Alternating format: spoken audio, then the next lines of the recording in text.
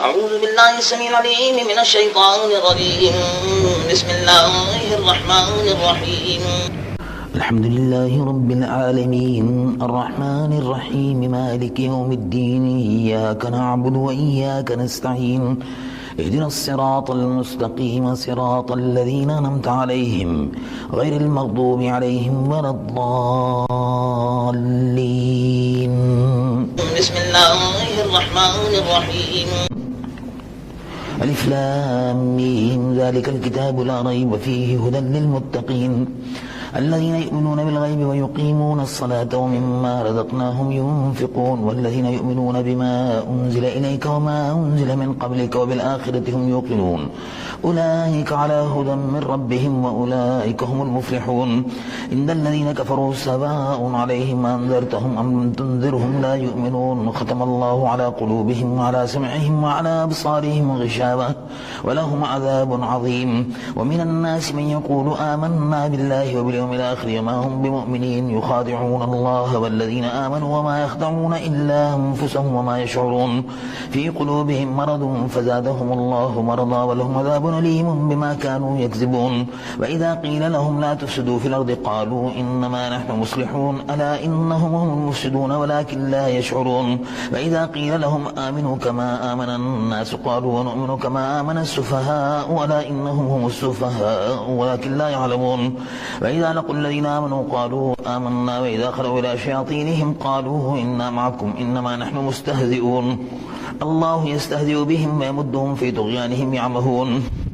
أولئك الذين اشتروا الضلالة بالهدى فما ربحت تجارتهم وما كانوا مهتدين. مثلهم كمثل الذي استوقد نارا فلما أضاءت ما حوله ذهب الله بنورهم وتركهم في ظلمات لا يبصرون صم بكم عمي فهم لا يرجعون. أو كصيب من السماء فيه ظلمات ورعد وبرق يجعلون أصابعهم في آذانهم من الصواعق حذر الموت والله محيط بالكافرين. يكاد البرق يخطف أبصارهم كلما أضاء لهم مشوا فيه وإذا أظلم عليهم قاموا ولو شاء الله لذهب بسمعهم وأبصارهم إن الله على كل شيء قدير. يا أيها الناس اعبدوا ربكم الذي خلقكم والذين من قبلكم لعلكم تتقون الذي جعل لكم الأرض فراشا والسماء بناء وأنزل من السماء ماء فأخرج به من الثمرات رزقا لكم فلا تجعلوا لله أندادا وأنتم تعلمون. وإن كنتم في ريب مما نزلنا على عبدنا فأتوا بسورة من مثله وادعوا شهداءكم من دون الله إن كنتم صادقين فإن لم تفعلوا ولن تفعلوا فاتقوا النار التي وقودها الناس والحجارة أعدت للكافرين. وبشر الذين آمنوا وعملوا الصالحات أن لهم جنات تجري من تحتها الأنهار كلما رزقوا منها من ثمرة رزقا قالوا هذا الذي رزقنا من قبل وأوتوا به متشابها ولهم فيها أزواج مطهرة وهم فيها خالدون. إن الله لا يستحي أن يضرب مثلا ما بعورة فما فوقها فأما الذين آمنوا فيعلمون أنه الحق من ربهم وأما الذين كفروا فيقولون ماذا أراد الله بهذا مثلا يضل به كثيرا ويهدي به كثيرا وما يضل به إلا الفاسقين الذين ينقضون عهد الله من بعد ميثاقه ويقطعون ما أمر الله به أن يوصل ويفسدون في الأرض أولئك هم الخاسرون.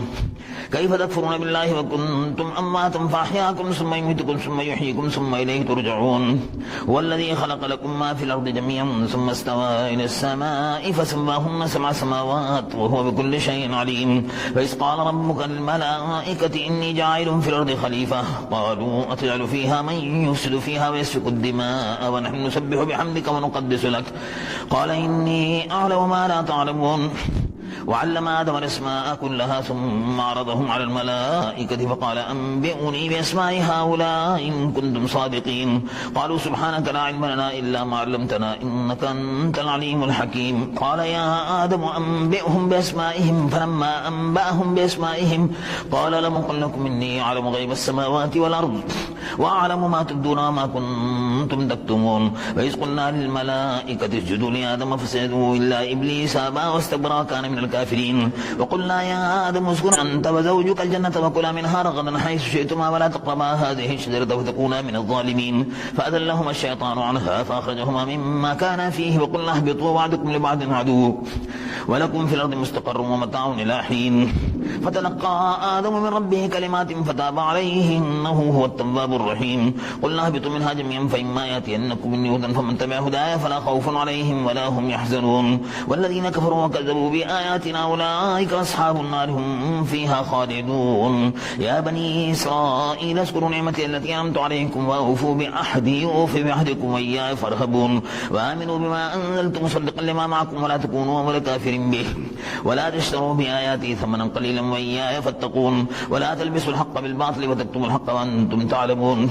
وأقيموا الصلاة وآتوا الزكاة واركعوا مع الراكعين. أتأمرون الناس بالبر وتنسون أنفسكم وأنتم تتلون الكتاب فلا تعقلون. واستعينوا بالصبر والصلاة وإنها لكبيرة إلا على الخاشعين الذين يظنون أنهم ملاقو ربهم وأنهم إليه راجعون. يا بني إسرائيل اذكروا نعمتي التي أنعمت عليكم وأني فضلتكم على العالمين. واتقوا يوما لا تجزي نفس عن نفس شيئا ولا يقبل منها شفاعة ولا يؤخذ منها عدل ولا هم ينصرون. وإذ نجيناكم من آل فرعون يسومونكم سوء العذاب يذبحون أبناءكم ويستحيون نساءكم وفي ذلكم بلاء من ربكم عظيم. وإذ فرقنا بكم البحر فأنجيناكم وأغرقنا آل فرعون وأنتم تنظرون. وإذ وعدنا موسى 40 ليلة ثم اتخذتم العجل من بعده وأنتم ظالمون ثم عفونا عنكم من بعد ذلك لعلكم تشكرون. وإذ آتينا موسى الكتاب والفرقان لعلكم تهتدون. وإذ قال موسى لقومه يا قوم إنكم ظلمتم أنفسكم باتخاذكم العجل فتوبوا إلى بارئكم فاقتلوا أنفسكم ذلكم خير لكم عند بارئكم فتاب عليكم إنه هو التواب الرحيم. وإذ قلتم يا موسى لن نؤمن لك حتى نرى الله جهرة فأخذتكم الصاعقة وأنتم تنظرون ثم بعثناكم من بعد موتكم لعلكم تشكرون. وظللنا عليكم الغمام وأنزلنا عليكم المن والسلوى كلوا من طيبات ما رزقناكم وما ظلمونا ولكن كانوا أنفسهم يظلمون. وإذ قلنا ادخلوا هذه القرية فكلوا منها حيث شئتم رغدا وادخلوا الباب سجدا وقولوا حطة نغفر لكم خطاياكم وسنزيد المحسنين. فبدل الذين ظلموا قولا غير الذي قيل لهم فأنزلنا على الذين ظلموا رجزا من السماء بما كانوا يفسقون. وإذ استسقى موسى لقومه فقلنا اضرب بعصاك الحجر فانفجرت من 12 عينا قد علم كل أناس مشربهم كلوا واشربوا من رزق الله ولا تعثوا في الأرض مفسدين. وإذ قلتم يا موسى لن نصبر على طعام واحد فادع لنا ربك يخرج لنا مما تنبت الأرض من بقلها وقثائها وفومها وعدسها وبصلها قال أتستبدلون الذي هو أدنى بالذي هو خير اهبطوا مصرا فإن لكم ما سألتم وضربت عليهم الذلة والمسكنة وباءوا بغضب من الله ذلك بأنهم كانوا يكفرون بآيات الله ويقتلون النبيين بغير الحق ذلك بما عصوا وكانوا يعتدون. إن الذين آمنوا والذين هادوا والنصارى والصابئين ومن آمن بالله واليوم الآخر وعمل صالحا فلهم أجرهم عند ربهم ولا خوف عليهم ولا هم يحزنون. وإذا أخذنا ميثاقكم ورفعنا فوقكم الطور خذوا ما آتيناكم بقوة واذكروا ما فيه لعلكم تتقون. ثم توليتم من بعد ذلك فلولا فضل الله عليكم ورحمته لكنتم من الخاسرين. ولقد علمتم الذين اعتدوا منكم في السبت فقلنا لهم كونوا قردة خاسئين فجعلناها نكالا لما بين يديها وما خلفها وموعظة للمتقين. وإذ قال موسى لقومه إن الله يأمركم أن تذبحوا بقرة قالوا وتتخذنا هزوا قال أعوذ بالله أن نكون من الجاهلين. قالوا ادع لنا ربك يبين لنا ما هي قال إنه يقول إنها بقرة لا فارض ولا بكر عوان بين ذلك فافعلوا ما تؤمرون. قالوا ادع لنا ربك يبين لنا ما لونها قال إنه يقول إنها بقرة صفراء فاقع لونها تسر الناظرين. قالوا ادع لنا ربك يبين لنا ما هي إن البقرة تشابه علينا وإنا إن شاء الله لمهتدون. قال إنه يقول إنها بقرة لا ذلول تثير الأرض ولا تسقي الحرث مسلمة لا شية فيها قالوا الآن جئت بالحق فذبحوها وما كادوا يفعلون.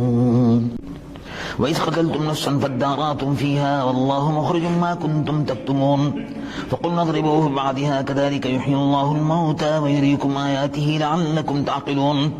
ثم قست قلوبكم من بعد ذلك فهي كالحجارة أو أشد قسوة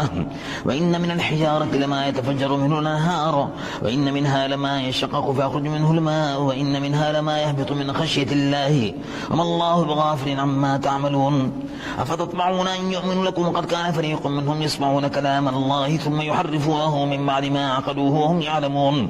وإذا لقوا الذين آمنوا قالوا آمنا وإذا خلا بعضهم إلى بعض قالوا أتحدثونهم بما فتح الله عليكم ليحاجوكم به عند ربكم فلا تعقلون أفلا يعلمون أن الله يعلم ما يسرون وما يعلنون ومنهم أميون لا يعلمون الكتاب إلا أماني وإنهم إلا يظنون فويل للذين يكتبون الكتاب بأيديهم ثم يقولون هذا من عند الله ليشتروا به ثمنا قليلا فويل لهم مما كتبت أيديهم وويل لهم مما يكسبون وقالوا لن تمسنا النار إلا أياما معدودة قل أتخذتم عند الله عهدا فلن يخلف الله عهده وأم تقولون على الله ما لا تعلمون بلى من كسب سيئة وأحاطت به خطيئته فأولئك أصحاب النار هم فيها خالدون والذين آمنوا وعملوا الصالحات أولئك أصحاب الجنة هم فيها خالدون وإذا أخذنا ميثاق بني إسرائيل لا تعبدون إلا الله وبالوالدين إحسانا وذي القربى واليتامى والمساكين وقولوا للناس حسنا وأقيموا الصلاة وآتوا الزكاة ثم توليتم إلا قليلا منكم وأنتم معرضون وإذا أخذنا ميثاقكم لا تسفكون دماءكم ولا تخرجون أنفسكم من دياركم ثم أقررتم وأنتم تشهدون ثم أنتم هؤلاء تقتلون أنفسكم وتخرجون فريقا منكم من ديارهم تظاهرون عليهم بالإثم والعدوان وإن يأتوكم أسارى تفادوهم وهو محرم عليكم إخراجهم أفتؤمنون ببعض الكتاب وتكفرون ببعض فما جزاء من يفعل ذلك منكم إلا خزي في الحياة الدنيا ويوم القيامة يردون إلى أشد العذاب وما الله بغافل عما تعملون أولئك الذين اشتروا الحياة الدنيا بالآخرة فلا يخفف عنهم عذاب ولا هم ينصرون ولقد آتينا موسى الكتاب وقفينا من بعده بالرسل وآتينا عيسى ابن مريم البينات وأيدناه بروح القدس أفكلما جاءكم رسول بما لا تهوى أنفسكم استكبرتم ففريقا كذبتم وفريقا تقتلون وقالوا قلوبنا غلف بل لعنهم الله بكفرهم فقليلا ما يؤمنون ولما جاءهم كتاب من عند الله مصدق لما معهم وكانوا من قبل يستفتحون على الذين كفروا فلما جاءهم ما عرفوا كفروا به فلعنة الله على الكافرين بئس ما اشتروا به أنفسهم أن يكفروا بما أنزل الله بغيا أن ينزل الله من فضله على من يشاء من عباده فباءوا بغضب على غضب وللكافرين عذاب مهين وإذا قيل لهم آمنوا بما أنزل الله قالوا نؤمن بما أنزل علينا ويكفرون بما وراءه وهو الحق مصدقا لما معهم قل فلم تقتلون أنبياء الله من قبل إن كنتم مؤمنين ولقد جاءكم موسى بالبينات ثم اتخذتم العجل من بعده وأنتم ظالمون وإذا أخذنا ميثاقكم ورفعنا فوقكم الطور خذوا ما آتيناكم بقوة واسمعوا قالوا سمعنا وعصينا وأشربوا في قلوبهم العجل بكفرهم قل بئس ما يأمركم به إيمانكم إن كنتم مؤمنين قل إن كانت لكم الدار الآخرة عند الله خالصة من دون الناس فتمنوا الموت إن كنتم صادقين ولن يتمنوه أبدا بما قدمت أيديهم والله عليم بالظالمين ولا تجدنهم أحرص الناس على حياة ومن الذين أشركوا يود أحدهم لو يعمر ألف سنة وما هو بمزحزحه من العذاب أن يعمر والله بصير بما يعملون قل من كان عدوا لجبريل فإنه نزله على قلبك بإذن الله مصدقا لما بين يديه وهدى وبشرى للمؤمنين من كان عدوا لله وملائكته ورسله وجبريل وميكال فإن الله عدو للكافرين ولقد أنزلنا إليك آيات بينات وما يكفر بها إلا الفاسقون أفكلما عاهدوا عهدا نبذه فريق منهم ورسلهم لا يؤمنون ولما جاءهم رسول من عند الله مصدق لما معهم نبذ فريق من الذين أوتوا الكتاب كتاب الله وراء ظهورهم كأنهم لا يعلمون واتبعوا ما تتلو الشياطين على ملك سليمان وما كفر سليمان ولكن الشياطين كفروا يعلمون الناس السحر وما أنزل على الملكين ببابل هاروت وماروت وما يعلمان من أحد حتى يقولا إنما نحن فتنة فلا تكفر فيتعلمون منهما ما يفرقون به بين المرء وزوجه وما هم بضارين به من أحد إلا بإذن الله ويتعلمون ما يضرهم ولا ينفعهم ولقد علموا من اشتراه ما له في الآخرة من خلاق ولبئس ما شروا به أنفسهم لو كانوا يعلمون ولو أنهم آمنوا واتقوا لمثوبة من عند الله خير لو كانوا يعلمون. يا أيها الذين آمنوا لا تقولوا راعنا وقولوا انظرنا واسمعوا وللكافرين عذاب أليم. ما يود الذين كفروا من أهل الكتاب والمشركين أن ينزل عليكم من خير من ربكم والله يختص برحمته من يشاء والله ذو الفضل العظيم. ما ننسخ من آية أو ننسها نأتي بخير منها ومثلها. ألم تعلم أن الله على كل شيء قدير. ألم تعلم أن الله له ملك السماوات والأرض وما لكم من دون الله من ولي ولا نصير. أم تريدون أن تسألوا رسولكم كما سئل موسى من قبل ومن يتبدل الكفر بالإيمان فقد ضل سواء السبيل. ود كثير من أهل الكتاب لا يردونكم من بعد إيمانكم كفارا حسدا من عند أنفسهم من بعد ما تبين لهم الحق فاعفوا واصفحوا حتى يأتي الله بأمره إن الله على كل شيء قدير. وأقيموا الصلاة وآتوا الزكاة وما تقدموا لأنفسكم من خير تجدوه عند الله إن الله بما تعملون بصير. وقالوا لن يدخل الجنة إلا من كان هودا أو نصارى تلك أمانيهم قل هاتوا برهانكم إن كنتم صادقين. بلى من أسلم وجهه لله وهو محسن فله أجره عند ربه ولا خوف عليهم ولا هم يحزنون. وقالت اليهود ليست النصارى على شيء ليس اليهود على شيء وهم يتلون الكتاب كذلك قال الذين لا يعلمون مثل قولهم فالله يحكم بينهم يوم القيامة فيما كانوا فيه يختلفون. ومن أظلم ممن منع مساجد الله أن يذكر فيها اسمه وسعى في خرابها أولئك ما كان لهم أن يدخلوها إلا خائفين لهم في الدنيا خزي ولهم في الآخرة عذاب عظيم. ولله المشرق والمغرب فأينما تولوا فثم وجه الله إن الله واسع عليم. وقالوا اتخذ الله ولدا سبحانه بل له ما في السماوات والأرض كل له قانتون بديع السماوات والأرض فإذا قضى أمرا فإنما يقول له كن فيكون. وقال الذين لا يعلمون لولا يكلمنا الله أو تأتينا آية كذلك قال الذين من قبلهم مثل قولهم تشابهت قلوبهم قد بينا الآيات لقوم يوقنون. إنا أرسلناك بالحق بشيرا ونذيرا ولا تسأل عن أصحاب الجحيم. ولن ترضى عنك اليهود ولا النصارى حتى تتبع ملتهم قل إن هدى الله هو الهدى ولن اتبعت أهواءهم بعد الذي جاءك من العلم ما لك من الله من ولي ولا نصير. الذين آتيناهم الكتاب يتلونه حق تلاوته أولئك يؤمنون به ومن يكفر به فأولئك هم الخاسرون. يا بني إسرائيل اذكروا نعمتي التي أنعمت عليكم وأني فضلتكم على العالمين. واتقوا يوما لا تجزي نفس عن نفس شيئا ولا يقبل منها عدل ولا تنفعها شفاعة ولا هم ينصرون. وإذ ابتلى إبراهيم ربه بكلمات فأتمهن قال إني جاعلك للناس إماما قال ومن ذريتي قال لا ينال أحد الظالمين. وإذ جعلنا البيت مثابة للناس وأمنا واتخذوا من مقام إبراهيم مصلى وأعهدنا إلى إبراهيم وإسماعيل أن طهر بيتي للطائفين والعاكفين والركع السجود. وإذ قال إبراهيم رب اجعل هذا بلدنا آمنا وارزق أهله من الثمرات من آمن منهم بالله واليوم الآخر قال ومن كفر فأمتعه قليلا ثم أضطره إلى عذاب النار وبئس المصير. وإذ يرفع إبراهيم القواعد من البيت وإسماعيل ربنا تقبل منا إنك أنت السميع العليم ربنا واجعلنا مسلمين لك ومن ذريتنا أمة مسلمة لك وأرنا مناسكنا وتب علينا إنك أنت التواب الرحيم. ربنا وابعث فيهم رسولا منهم يتلو عليهم آياتك ويعلمهم الكتاب والحكمة ويزكيهم إنك أنت العزيز الحكيم. ومن يرغب عن ملة إبراهيم إلا من سفه نفسه ولقد اصطفيناه في الدنيا وإنه في الآخرة لمن الصالحين. إذ قال له ربه واسلم قال أسلمت لرب العالمين. ووصى بها إبراهيم بنيه ويعقوب يا بني إن الله اصطفى لكم الدين فلا تموتن إلا وأنتم مسلمون. أم كنتم شهداء إذ حضر يعقوب الموت إذ قال لبنيه ما تعبدون من بعده قالوا نعبد إلهك وإله آبائك إبراهيم وإسماعيل وإسحاق إلها واحدا ونحن له مسلمون. تلك أمة قد خلت لها ما كسبت ولكم ما كسبتم ولا تسألون عما كانوا يعملون. وقالوا كونوا هودا ونصارى تهتدوا قل ملة إبراهيم حنيفا وما كان من المشركين. قولوا آمنا بالله وما أنزل إلينا وما أنزل إلى إبراهيم وإسماعيل وإسحاق ويعقوب والأسباط وما أوتي موسى وعيسى وما أوتي النبيون من ربهم لا نفرق بين أحد منهم ونحن له مسلمون. فإن آمنوا بمثل ما آمنتم به فقد اهتدوا وإن تولوا فإنما هم في شقاق فسيكفيكهم الله وهو السميع العليم. صبغة الله ومن أحسن من الله صبغة ونحن له عابدون. قل تحاجوننا في الله وهو ربنا وربكم ولنا أعمالنا ولكم أعمالكم ونحن له مخلصون. أم تقولون إن إبراهيم وإسماعيل وإسحاق ويعقوب والأسباط كانوا هودا أو نصارى قل أنتم أعلم أم الله ومن أظلم ممن كتب شهادة عنده من الله وما الله بغافل عما تعملون. تلك أمة قد خلت لها ما كسبت ولكم ما كسبتم ولا تسألون عما كانوا يعملون.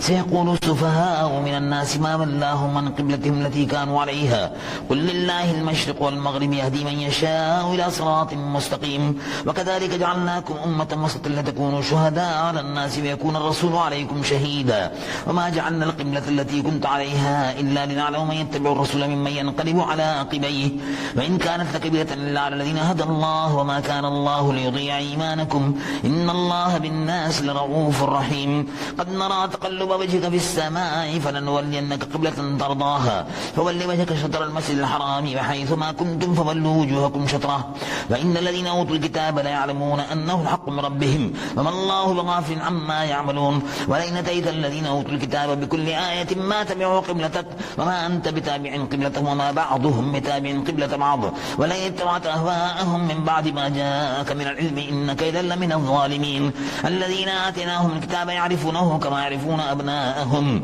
وإن فريقا منهم ليكتمون الحق وهم يعلمون. الحق من ربك فلا تكونن من الممترين. ولكل وجهة هو موليها فاستبقوا الخيرات أينما تكونوا يأتي بكم الله جميعا إن الله على كل شيء قدير. ومن حيث خرجت فول وجهك شطر المسجد الحرام وإنه للحق من ربك وما الله بغافل عما تعملون. ومن حيث خرجت فول وجهك شطر المسجد الحرام وحيث ما كنتم فولوا وجوهكم شطره لئلا يكون للناس عليكم حجة إلا الذين ظلموا منهم فلا تخشوهم واخشوني ولأتم نعمتي عليكم ولعلكم تهتدون. كما أرسلنا فيكم رسولا منكم يتلو عليكم آياتنا ويزكيكم ويعلمكم الكتاب والحكمة ويعلمكم ما لم تكونوا تعلمون فاذكروني أذكركم واشكروا لي ولا تكفرون. يا أيها الذين آمنوا استعينوا بالصبر والصلاة إن الله مع الصابرين. ولا تقولوا لمن يقتل في سبيل الله أموات بل أحياء ولكن لا تشعرون. ولنبلونكم بشيء من الخوف والجوع ونقص من الأموال والأنفس والثمرات وبشر الصابرين الذين إذا أصابتهم مصيبة قالوا إنا لله وإنا إليه راجعون. أولئك عليهم صلوات من ربهم ورحمة وأولئك هم المهتدون. إن الصفا والمروة من شعائر الله فمن حج البيت واعتمر فلا جناح عليه أن يطوف بهما ومن تطوع خيرا فإن الله شاكر عليم. إن الذين يكتمون ما أنزلنا من البينات والهدى من بعد ما بيناه للناس في الكتاب أولئك يلعنهم الله ويلعنهم اللاعنون إلا الذين تابوا واصلحوا وبينوا فأولئك أتوب عليهم وأنا التواب الرحيم. إن الذين كفروا وماتوا هم كفار أولئك عليهم لعنة الله والملائكة والناس أجمعين خالدين فيها لا يخفف عنهم العذاب ولا هم ينظرون. وإلهكم إله واحد لا إله إلا هو الرحمن الرحيم. إن في خلق السماوات والأرض واختلاف الليل والنهار والفلك التي تجري في البحر بما ينفع الناس وما أنزل الله من السماء من ماء فأحيا بالأرض بعد موتها وبث فيها من كل دابة وتصريف الرياح والسحاب المسخر بين السماء والأرض لآيات لقوم يعقلون. ومن الناس من يتخذ من دون الله أندادا يحبونهم كحب الله والذين آمنوا أشد حبا لله ولو يرى الذين ظلموا يذرون العذاب أن القوة لله جميعا وأن الله شديد العذاب. استبرأ الذين اتبعوا من الذين اتبعوا ورأوا العذاب وتقطعت بهم الأسباب. وقال الذين اتبعوا لنا كرة فنتبرأ منهم كما تبرؤوا منا كذلك يريهم الله أعمالهم حسرات عليهم وما هم بخالدين من النار. يا أيها الناس كلوا مما في الأرض حلالا طيبا ولا تتبعوا خطوات الشيطان إنه لكم عدو مبين. إنما يأمركم بالسوء والفحشاء وأن تقولوا على الله ما لا تعلمون. وإذا قيل لهم اتبعوا ما أنزل الله قالوا بل نتبع ما ألفينا عليه آباءنا ولو كان آباؤهم لا يعقلون شيئا ولا يهتدون. ومثل الذين كفروا كمثل الذين يقول ما لا يسمع إلا دعاء ونداء صم بكم عمي فهم لا يعقلون يا أيها الذين آمنوا كلوا من طيبات ما رزقناكم واشكروا لله إن كنتم إياه تعبدون إنما حرم عليكم ميتة والدم لحم الخنزير ما أهل به لغير الله فمن اضطر غير باغ ولا عاد فلا إثم عليه إن الله غفور رحيم إن الذين يكتمون ما أنزل الله من الكتاب ويشترون به ثمنا قليلا أولئك ما يأكلون في بطونهم إلا النار ولا يكلمهم الله يوم القيامة ولا يزكيهم ولهم عذاب أليم أولئك الذين اشتروا الضلالة بالهدى والعذاب بالمغفرة فما أصبرهم على النار ذلك بأن الله نزل الكتاب بالحق وإن الذين طلبوا في الكتاب لفي شقاق بعيد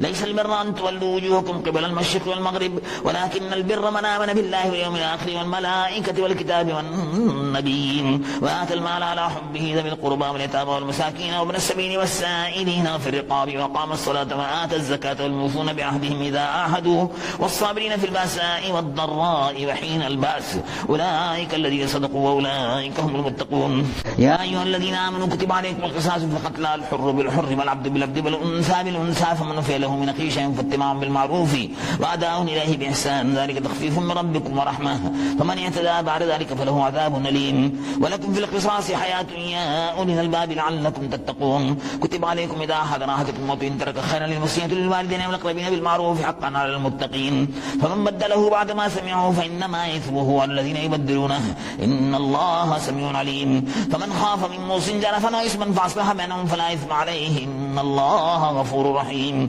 يا أيها الذين آمنوا كتب عليكم الصيام كما كتب على الذين من قبلكم لعلكم تتقون أياما معدودات فمن كان منكم مريضا أو على سفر فعدة من أيام أخر وعلى الذين يطيقونه فدية طعام مسكين فمن تطوع خيرا فهو خير له وأن تصوموا خير لكم إن كنتم تعلمون شهر رمضان الذي أنزل فيه القرآن هدى للناس وبينات من الهدى والفرقان فمن شهد منكم الشهر فليصم ومن كان مريضا أو على سفر فعدة من أيام أخر يريد الله بكم اليسر ولا يريد بكم العسر ولتكملوا العدة ولتكبروا الله على ما هداكم ولعلكم تشكرون وإذا سألك عبادي عني فإني قريب أجيب دعوة الداعي إذا دعاني فليستجيبوا لي وليؤمنوا بي لعلهم يرشدون أحل لكم ليلة الصيام الرفث إلى نسائكم هن لباس لكم وأنتم لباس لهن علم الله أنكم كنتم تختارون أنفسكم فتاب عليكم وعفى عنكم فلا نباشروهن وابتغوا ما كتب الله لكم وكلوا واشربوا حتى يتبين لكم الخيط الأبيض من الخيط الأسود من الفجر ثم أتموا الصيام إلى الليل ولا تباشروهن وأنتم عاكفون في المساجد تلك حدود الله فلا تقربوها كذلك يبين الله آياته للناس لعلهم يتقون ولا تأكلوا أموالكم بينكم بالباطل وتدلوا بها إلى الحكام لتأكلوا فريقا من أموال الناس بالإثم وأنتم تعلمون يسألونك عن الأهلة قل هي مواقيت للناس والحج وليس البر بأن تأتوا البيوت من ظهورها ولكن البر من اتقى وأتوا البيوت من أبوابها واتقوا الله لعلكم تفلحون وقاتلوا في سبيل الله الذين يقاتلونكم ولا تعتدوا إن الله لا يحب المعتدين واقتلوهم حيث ثقفتموهم وأخرجوهم من حيث أخرجوكم والفتنة أشد من القتل ولا تقاتلوهم عند المسجد الحرام حتى يقاتلوكم فيه فإن قاتلوكم فاقتلوهم كذلك جزاء الكافرين فإن انتهوا فإن الله غفور رحيم وقاتلوهم حتى لا تكون فتنة ويكون الدين لله فإن انتهوا فلا عدوان إلا على الظالمين الشهر الحرام بالشهر الحرام والحرمات قصاص فمن اعتدى عليكم فاعتدوا عليه بمثل ما اعتدى عليكم واتقوا الله واعلموا أن الله مع المتقين وأنفقوا في سبيل الله ولا تلقوا بأيديكم إلى التهلكة واحسنوا إن الله يحب المحسنين وأتموا الحج والعمرة لله فإن أحصرتم فما استيسر من الهدي ولا تحلقوا رؤوسكم حتى يبلغ الهدي مهله فمن كان منكم مريضا أو به أذى من رأسه ففدية من صيام أو صدقة أو نسك فإذا أمنتم فمن تمتع بالعمرة للحج فما استيسر من الهدي فمن لم يجد فصيام 3 أيام في الحج وأسوة إذا رجعتم تلك 10 كاملة ذلك لمن لم يكن أهله حاضر المسجد الحرام واتقوا الله واعلموا أن الله شديد العقاب الحج أشهر معلومات فمن فرض فيهن الحج فلا رفث ولا فسوق ولا جدال في الحج وما تفعلوا من خير يعلمه الله وتزودوا فإن خير الزاد التقوى واتقون يا أولي الألباب ليس عليكم جناح أن تبتغوا فضلا من ربكم فإذا أفضتم من عرفات فاذكروا الله عند المشعر الحرام واذكروا كما هداكم وإن كنتم من قبله لمن الضالين ثم أفيضوا من حيث أفاض الناس واستغفروا الله إن الله غفور رحيم فإذا قضيتم مناسككم فاذكروا الله كذكركم آباءكم وأشد ذكرا فمن الناس من يقول ربنا آتنا في الدنيا وما له في الآخرة من خلاق ومنهم من يقول ربنا آتنا في الدنيا حسنة وفي الآخرة حسنة وقنا عذاب النار أولئك لهم نصيب مما كسبوا والله سريع الحساب واذكروا الله في أيام معدودات فمن تعجل في يومين فلا إثم عليه ومن تأخر فلا إثم عليه لمن اتقى واتقوا الله واعلموا أنكم إليه تحشرون ومن الناس من يعجبك قوله في الحياة الدنيا ويشهد الله على ما في قلبه وهو ألد الخصام وإذا تولى سعى في الأرض ليفسد فيها ويهلك الحرث والنسل والله لا يحب الفساد وإذا قيل له اتق الله أخذته العزة باسم فحسبه جهنم ولبئس المهاد ومن الناس من يشري نفسه ابتغاء مرضات الله والله رؤوف بالعباد يا أيها الذين آمنوا ادخلوا في السلم كافة ولا تتبعوا خطوات الشيطان إنه لكم عدو مبين فإن زللتم من بعد ما جاءتكم البينات فاعلموا أن الله عزيز حكيم هل ينظرون إلا أن يأتيهم الله في ظلل من الغمام والملائكة وقضي الأمر وإلى الله ترجع الأمور سل بني إسرائيل كما آتيناهم من آية بينة ومن يبدل نعمة الله من بعد ما جاءته فإن الله شديد العقاب زين للذين كفروا الحياة الدنيا ويسخرون من الذين آمنوا والذين اتقوا فوقهم يوم القيامة والله يرزق من يشاء بغير حساب كان الناس أمة واحدة فبعث الله النبيين مبشرين ومنذرين وأنزل معهم الكتاب بالحق ليحكم بين الناس فيما اختلفوا فيه وما اختلف فيه إلا الذين أوتوه من بعد ما جاءتهم بينات بغيا بينهم فهدى الله الذين آمنوا لما اختلفوا فيه من الحق بإذنه والله يهدي من يشاء إلى صراط مستقيم أم حسبتم أن تدخلوا الجنة ولما يأتكم مثل الذين خلوا من قبلكم مستهم البأساء والضراء وزلزلوا حتى يقول الرسول والذين آمنوا معه متى نصر الله ألا إن نصر الله قريب يسألونك ماذا ينفقون قل ما أنفقتم من خير فللوالدين والأقربين واليتامى والمساكين وابن السبيل وما تفعلوا من خير فإن الله به عليم كتب عليكم القتال وهو كره لكم وعسى أن تكرهوا شيئا وهو خير لكم وعسى أن تحبوا شيئا وهو شر لكم والله يعلم وأنتم لا تعلمون يسألونك عن الشهر الحرام قتال فيه قل قتال فيه كبير وصد عن سبيل الله وكفر به والمسجد الحرام وإخراج أهله منه أكبر عند الله والفتنة أكبر من القتل ولا يزالون يقاتلونكم حتى يردوكم عن دينكم إن استطاعوا ومن يرتد منكم عن دينه فيمت وهو كافر فأولئك حبطت أعمالهم في الدنيا والآخرة وأولئك أصحاب النار هم فيها خالدون إن الذين آمنوا والذين هاجروا وجاهدوا في سبيل الله أولئك يرجون رحمة الله والله غفور رحيم يسألونك عن الخمر والميسر قل فيهما إثم كبير ومنافع للناس وإثمهما أكبر من نفعهما ويسألونك ماذا ينفقون قل العفو كذلك يبين الله لكم الآيات لعلكم تتفكرون في الدنيا والآخرة ويسألونك عن اليتامى قل إصلاح لهم خير وإن تخالطوهم فإخوانكم والله يعلم المفسد من المصلح ولو شاء الله لعانتكم إن الله عزيز حكيم ولا تنكحوا المشركات حتى يؤمن ولا أمة مؤمنة خير من مشركة ولو أعجبتكم ولا تنكحوا المشركين حتى يؤمنوا ولا عبد مؤمن خير من مشرك ولو أعجبكم أولئك يدعون إلى النار والله يدعو إلى الجنة والمغفرة بإذنه ويبين آياته للناس لعلهم يتذكرون ويسألونك عن المحيض قل هو أذى فاعتزلوا النساء في المحيض ولا تقربوهن حتى يطهرن فإذا تطهرن فاتوهن من حيث أمركم الله إن الله يحب التوابين ويحب المتطهرين نساؤكم حرث لكم فاتوا حرثكم أن شئتم وقدموا لأنفسكم واتقوا الله واعلموا أنكم ملاقوه وبشر المؤمنين ولا تذروا الله عرضة لأيمانكم أن تبروا وتتقوا وتصلحوا بين الناس والله سميع عليم لا يؤاخذكم الله باللغو في أيمانكم ولكن يؤاخذكم بما كسبت قلوبكم والله غفور حليم للذين يولون من نسائهم التربص 4 أشهر فإن فاءوا فإن الله غفور رحيم وإن عزموا الطلاق فإن الله سميع عليم والمطلقات يتربصن بأنفسهن 3 قروء ولا يحل لهن أن يكتمن ما خلق الله في أرحامهن إن كن يؤمن بالله واليوم الآخر وبعولتهن حق بردهن في ذلك إن أرادوا إصلاحا ولهن مثل الذي عليهن بالمعروف وللرجال عليهن درجة والله عزيز حكيم الطلاق مرتان فإمساك بمعروف وتسريح بإحسان ولا يحل لكم أن تأخذوا مما آتيتمون شيئا إلا أن يخافا أن لا يقيم حدود الله فإن خفتم أن لا يقيم حدود الله فلا جناح عليهما فيما افتدت به تلك حدود الله فلا تعتدوها ومن يتعد حدود الله فأولئك هم الظالمون فإن طلقها فلا تحل له من بعد حتى تنكح زوجا غيره فإن طلقها فلا جناح عليهما أن يتراجعا إن ظنا أن يقيما حدود الله وتلك حدود الله يبينها لقوم يعلمون وإذا طلقتم النساء فبلغن أجلهن فامسكوهن بمعروف أو سرحوهن بمعروف ولا تمسكوهن ضرارا لتعتدوا ومن يفعل ذلك فقد ظلم نفسه ولا تتخذوا آيات الله هزوا واذكروا نعمة الله عليكم وما أنزل عليكم من الكتاب والحكمة يعظكم به واتقوا الله واعلموا أن الله بكل شيء عليم فإذا طلقتم النساء فبلغن أجلهن فلا تعذبوهن أن ينكحن أزواجهن إذا تراضوا بينهم بالمعروف وذلك يوعظ به من كان منكم يؤمن بالله واليوم الآخر ذلكم أزكى لكم وأطهر والله يعلم وأنتم لا تعلمون والوالدات يرضعن أولادهن حولين كاملين لمن أراد أن يتم الرضاعة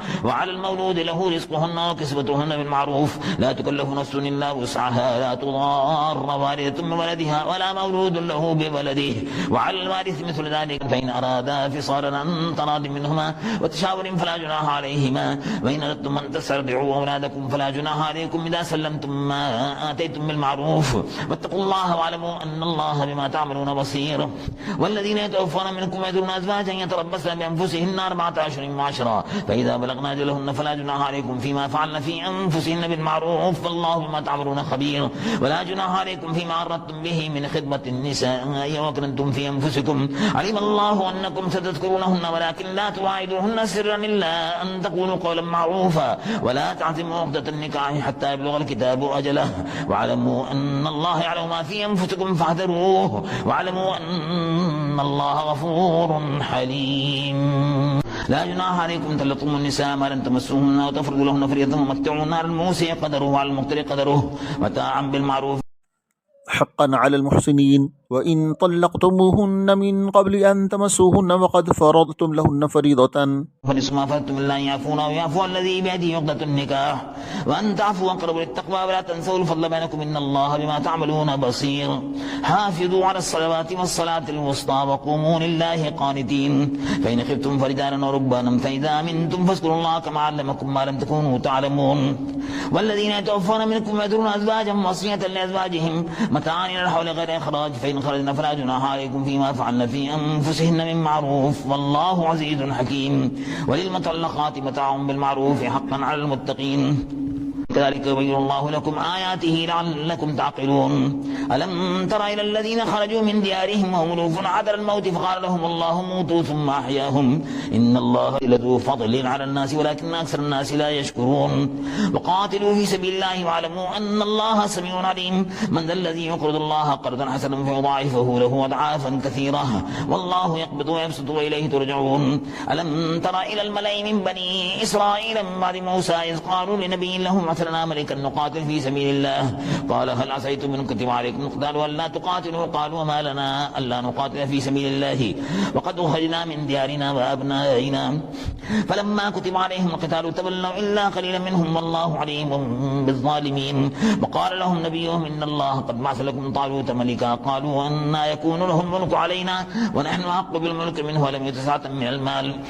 قال إن الله اصطفاه عليكم وزاده بسطة في العلم والجسم والله يؤتي ملكه من يشاء والله واسع عليم وقال لهم نبيهم إن آية ملكه أن يأتيكم التابوت فيه سكينة من ربكم وبقية مما ترك آل موسى وآل هارون تحمله الملائكة إن في ذلك لآية لكم إن كنتم مؤمنين فلما فصل طالوت بالجنود قال إن الله مبتليكم من نهر فمن شرب منه فليس مني ومن لم يطعمه فإنه مني إلا من اقترف غرفة بيده فشربوا منه إلا قليلا منهم فلما جاوزه هو والذين آمنوا معه قالوا لا طاقة لنا اليوم بجالوت وجنوده قال الذين يظنون أنهم ملاقوا الله كم من فئة قليلة غلبت فئة كثيرة بإذن الله والله مع الصابرين ولما بردوا لجالوت وجنوده قالوا ربنا أفرغ علينا صبرا وثبت أقدامنا وانصرنا على القوم الكافرين فهزموهم بإذن الله وقتل داود جالوت وآتاه الله الملك والحكمة وعلمه مما يشاء ولولا دفع الله الناس بعضهم بعض لفسدت الأرض الأرض ولكن الله ذو فضل على العالمين. تلك آيات الله نتلوها عليك بالحق وإنك لمن المرسلين. تلك الرسل فضلنا بعضهم على بعض منهم من كلم الله ورفع بعضهم درجات وآتينا عيسى ابن مريم البينات وأيدناه بروح القدس ولو شاء الله ما اقتتل الذين من بعد ما جاءتهم بينات ولكن اختلفوا فمنهم من آمن ومنهم من كفر ولو شاء الله ما اقتتلوا ولكن الله يفعل ما يريد. يا أيها الذين آمنوا أنفقوا مما رزقناكم من قبل أن يأتي يوم لا بيع فيه ولا خلة ولا شفاعة والكافرون هم الظالمون. الله لا إله إلا هو الحي القيوم لا تأخذه سنة ولا نوم له ما في السماوات وما في الأرض من ذا الذي يشفع عنده إلا بإذنه يعلم ما بين أيديهم وما خلفهم ولا يحيطون بشيء من علمه إلا بما شاء وسع كرسيه السماوات والأرض ولا يؤوده حفظهما وهو العلي العظيم. لا إكراه في الدين قد تبين الرشد من الغي فمن يكفر بالطاغوت ويؤمن بالله فقد استمسك بالعروة الوثقى لا انفصام لها والله سميع عليم. الله ولي الذين آمنوا يخرجهم من الظلمات إلى النور والذين كفروا أولياؤهم الطاغوت يخرجونهم من النور إلى الظلمات أولئك أصحاب النار هم فيها خالدون. ألم تر إلى الذي حاج إبراهيم في ربه أن آتاه الله الملك إذ قال إبراهيم ربي الذي يحيي ويميت قال أنا أحيي وأميت قال إبراهيم فإن الله يأتي بالشمس من المشرق فأتي بها من المغرب فبهت الذي كفر والله لا يهدي القوم الظالمين. أو كالذي مر على قرية وهي خاوية على عروشها قال أنا يحيي هذه الله بعد موتها فأماته الله 100 عام ثم بعثه قال كم لبثت قال لبثت يوما أو بعض يوم قال بل لبثت 100 عام فانظر إلى طعامك وشرابك لم يتسنه وانظر إلى أحمارك ولنجعلك آية للناس وانظر إلى العظام كيف ننشزها ثم نكسوها لحما فلما تبين له قال أعلم أن الله على كل شيء قدير. وإذ قال إبراهيم رب أرني كيف تحيي الموتى قال ولم تؤمن قال بلى ولكن ليطمئن قلبي قال فخذ 4 من الطير فصرهن إليك ثم اجعل على كل جبل منهن جزءا ثم ادعهن يأتينك سعيا واعلم أن الله عزيز حكيم. مثل الذين ينفقون أموالهم في سبيل الله كمثل حبة أنبتت 7 سنابل في كل سنبلة 100 حبة والله يضاعف لمن يشاء والله واسع عليم. الذين ينفقون أموالهم في سبيل الله ثم لا يتبعون ما أنفقوا منا ولا أذى لهم أجرهم عند ربهم ولا خوف عليهم ولا هم يحزنون. قول معروف ومغفرة خير من صدقة يتبعها أذى والله غني حليم. يا أيها الذين آمنوا لا تبطلوا صدقاتكم بالمن والأذى كالذي ينفق ماله رياء الناس ولا يؤمن بالله واليوم الآخر فمثله كمثل صفوان عليه تراب فأصابه وابل فتركه صلدا لا يقدرون على شيء مما كسبوا والله لا يهدي القوم الكافرين. فمثل الذين ينفقون أموالهم ابتغاء مرضات الله وتثبيتا من أنفسهم كمثل جنة بربة أصابها وابل فآتت كلها ضعفين فإن لم يصبها وابل فطل والله بما تعملون بصير. أيود أحدكم أن تكون له جنة من نخيل وعناب تجري من تحت الأنهار له فيها من كل الثمرات وأصابه الكبر وله ذرية ضعفاء فأصابها إعصار فيه نار فاحترقت كذلك يبين الله لكم الآيات لعلكم تتفكرون. يا أيها الذين آمنوا انفقوا من طيبات ما كسبتم ومما أخرجنا لكم من الأرض ولا تيمموا الخبيث منه تنفقون ولستم بآخذيه إلا أن تغمضوا فيه واعلموا أن الله غني حميد. الشيطان يعدكم الفقر ويأمركم بالفحشاء والله يعدكم مغفرة منه وفضلا والله واسع عليم. يؤتي الحكمة من يشاء ومن يؤتي الحكمة فقد أوتي خيرا كثيرا وما يذكر إلا أولو الألباب. وما أنفقتم من نفقة أو نذرتم من نذر فإن الله يعلمه وما للظالمين من أنصار.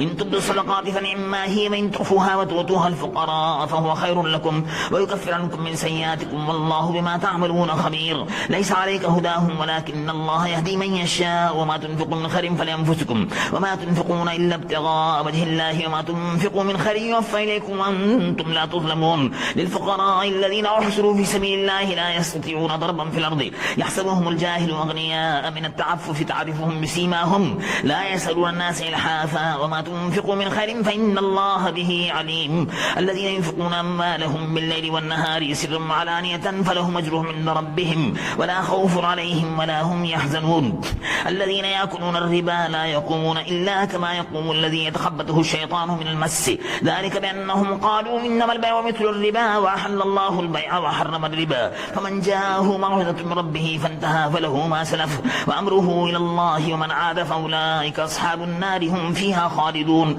يمحق الله الربا ويربي الصدقات والله لا يحب كل كفار نثيم إن الذين آمنوا وعملوا الصالحات وأقاموا الصلاة وآتوا الزكاة لهم أجرهم عند ربهم ولا خوف عليهم ولا هم يحزنون يا أيها الذين آمنوا اتقوا الله وذروا ما بقي من الربا إن كنتم مؤمنين فإن لم تفعلوا فأذنوا بحرب من الله ورسوله وإن تبتم فلكم رؤوس أموالكم لا تظلمون ولا تظلمون وإن كان ذو عسرة فنظرة إلى ميسرة وأن تصدقوا خير لكم إن كنتم تعلمون واتقوا يوما ترجعون فيه إلى الله ثم توفى كل نفس ما كسبت وهم لا يظلمون يا أيها الذين آمنوا إذا تداينتم بدين إلى أجل مسمى فاكتبوه وليكتب بينكم كاتب بالعدل ولا يأبى كاتب أن يكتب كما علمه الله فليكتب وليملل الذي عليه الحق وليتق الله ربه ولا يبخس منه شيئا فإن كان الذي عليه الحق سفيها أو ضعيفا أو لا يستطيع أن يمل هو فليملل وليه بالعدل واستشهدوا شهيدين من رجالكم فإن لم يكونا رجلين فرجل وامرأتان ممن ترضون من الشهداء أن تضل إحداهما فتذكر إحداهما الأخرى ولا يأبى الشهداء إذا ما دعوا ولا تسموا أن تكتبوه صغيرا وكبيرا إلى أجله ذلكم أقسط عند الله وأقوم للشهادة وأدنى ألا ترتابوا إلا أن تكون تجارة حاضرة تديرونها بينكم فليس عليكم جناح ألا تكتبوها وأشهدوا إذا تبايعتم ولا يضار كاتب ولا شهيد وإن تفعلوا فإنه فسوق بكم واتقوا الله ويعلمكم الله والله بكل شيء عليم وإن كنتم على سفر ولم تجدوا كاتبا فرهان مقبوضة فإن أمن بعضكم بعضا فليؤدي الذي تؤمن أمانته وليتق الله ربه ولا تكتموا الشهادة ومن يكتمها فإنه آثم قلبه والله بما تعملون عليم لله ما في السماوات وما في الأرض وإن تبدوا ما في أنفسكم أو تخفوه يحاسبكم به الله